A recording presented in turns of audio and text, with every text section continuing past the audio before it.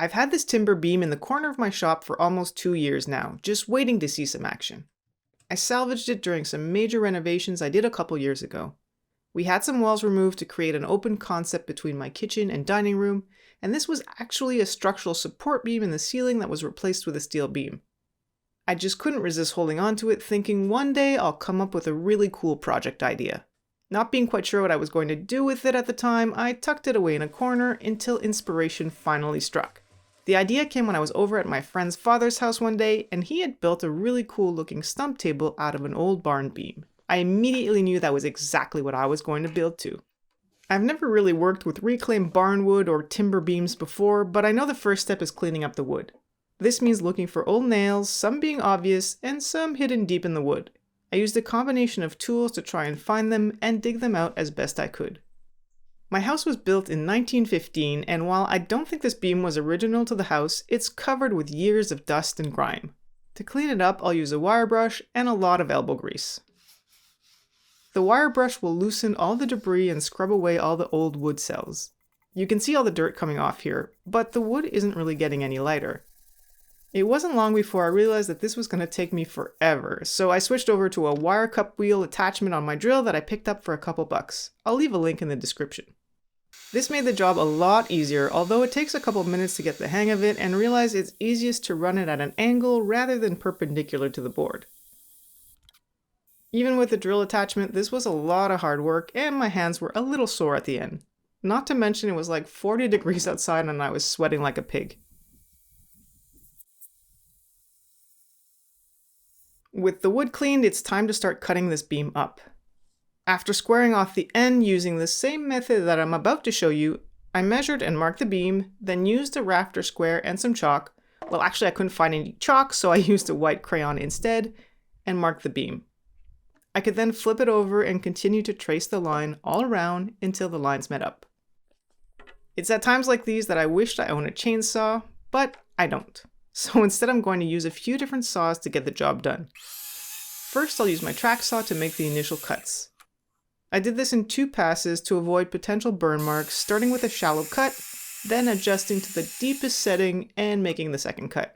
After that, it was just a matter of flipping the beam, easier said than done by the way, and making the cut on all 4 sides. The only thing to keep an eye out for are nails on your cut line. I have some that I couldn't get out here, but not directly on the line, so I was okay to keep going. If you've ever used a track saw, you know it can only cut so deep, maybe 2–2¼ inches. So to finish off the cut, I picked up this rapid pull saw at Princess Auto. While this is definitely not the fastest or most effective way to cut a thick beam, it'll work just fine. It just requires a little bit of elbow grease, but hey, I've never been afraid of a little hard work. There we go. Did I mention it's like 40 degrees outside? Seriously. I'm not kidding. As you can see, the cut is pretty clean, but there's a square left in the middle that I should be able to clean up with a sander later. I cut 3 more stumps and then went to stand in front of my AC for the rest of the afternoon.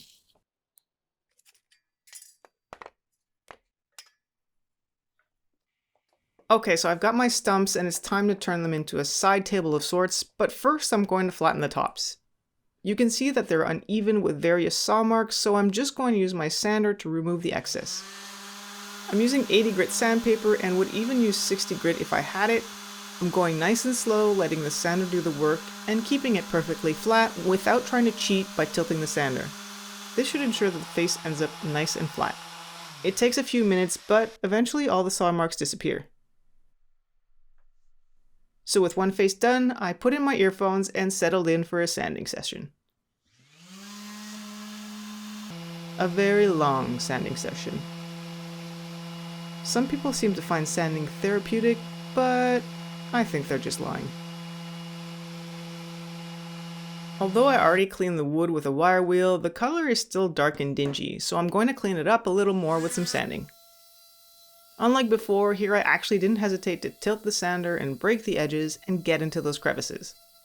I also used random tools to clean the cracks and break away any loose pieces, because no one wants to get a splinter from a table, right?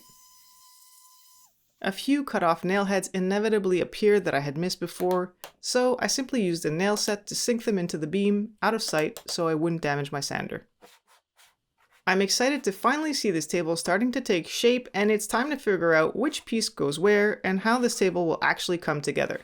You might think I took an aesthetic approach to this, but really I was just trying to find the best way all the pieces would fit together without big gaps or without being too uneven at the top. And okay, yeah, I guess I did leave the large crevices on the outside on purpose because I like the look.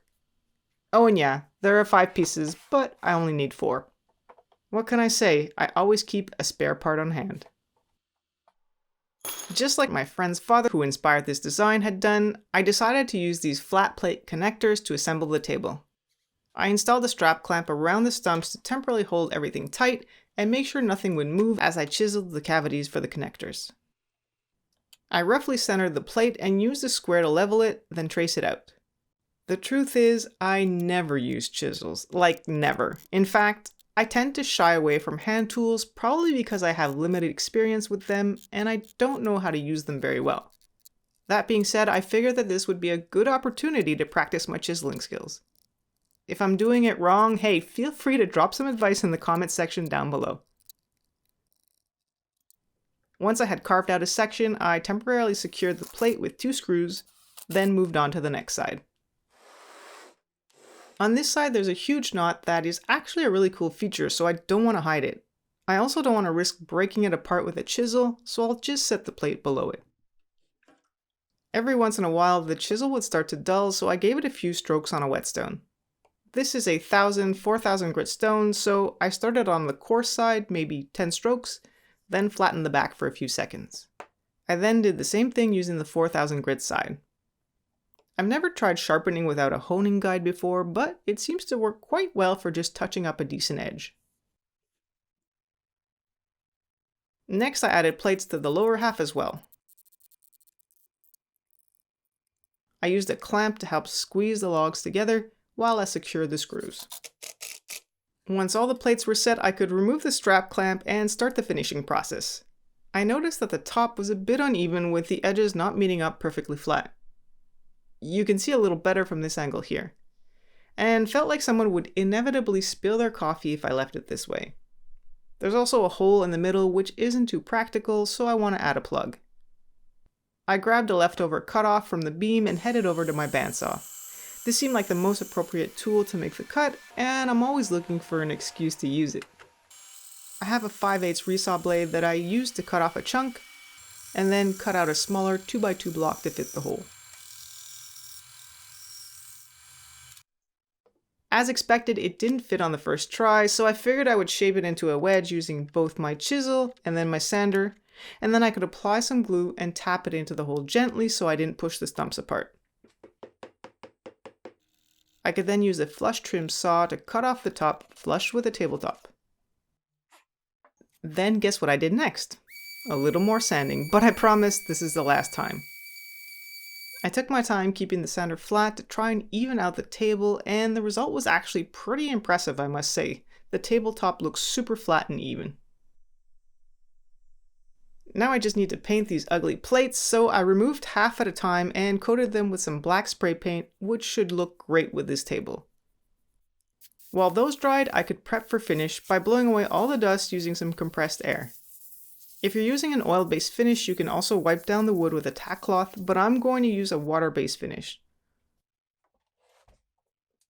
So in deciding on the finish, I wanted to use a polyurethane, which I think offers the best protection for tables against spills and stains, but I went with a water-based poly because I wanted a non-yellowing finish that dries fast with low VOC. That way I can apply multiple coats in a day and not worry about the fumes. I applied several coats of polyacrylic using a foam brush and not hesitating to let it ooze into the cracks. I let each coat dry, then lightly sanded, using 220 grit between coats to keep the top nice and smooth. I realized I had forgotten about the screw heads, so I touched them up with a little black paint before moving on to the next coat. I really love the history of this piece. Not only did I build it with my own hands, but it was once a part of this house within the walls, and now it'll live on as a piece of furniture within the same house for years to come. Hey, I hope you enjoyed this video, and I've got a couple videos lined up that you might like to watch, or subscribe to my channel if you want to follow along on my woodworking journey.